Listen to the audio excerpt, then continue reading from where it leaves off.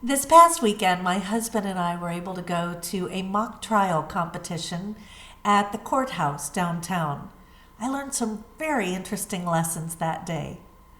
I'm Brenda Henderson, and this is Petals from the Basket, where we share tools and resources for everyday Christian living.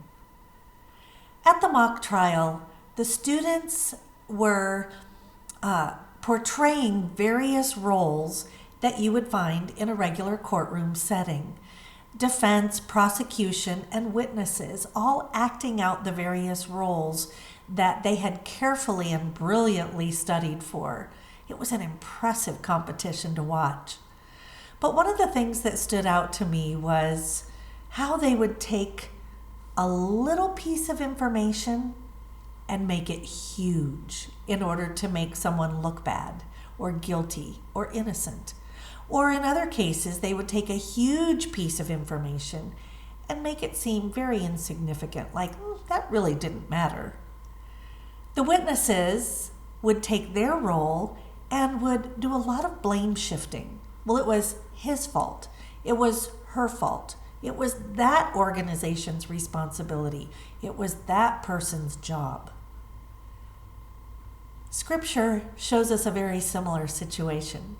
In 1 Samuel chapter 15, Samuel, God's servant, is talking to Saul, God's chosen king.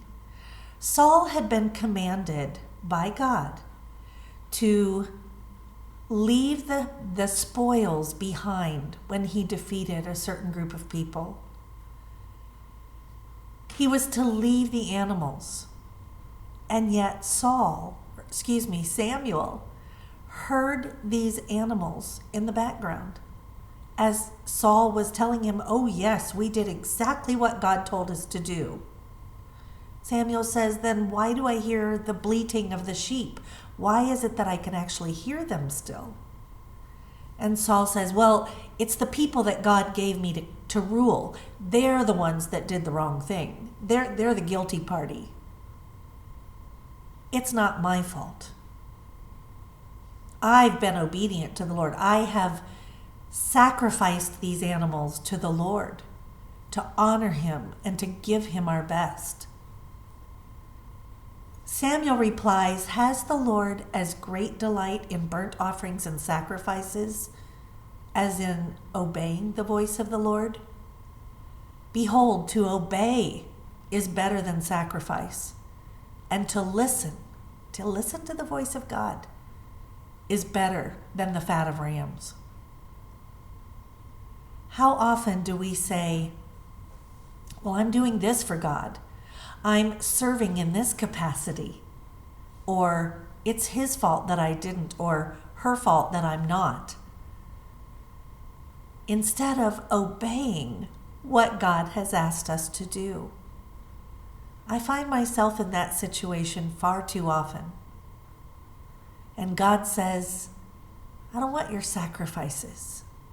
I don't want your actions. I don't want your activities or even your good deeds if they are not done because you have been obedient to me. That's the most important thing. How do we know what to obey? We read his word. We follow his commands, his guidelines, his directions, his will for us. That is what matters. Today, obey. Make that your number one priority, to learn his word and then to be a doer by obeying his word.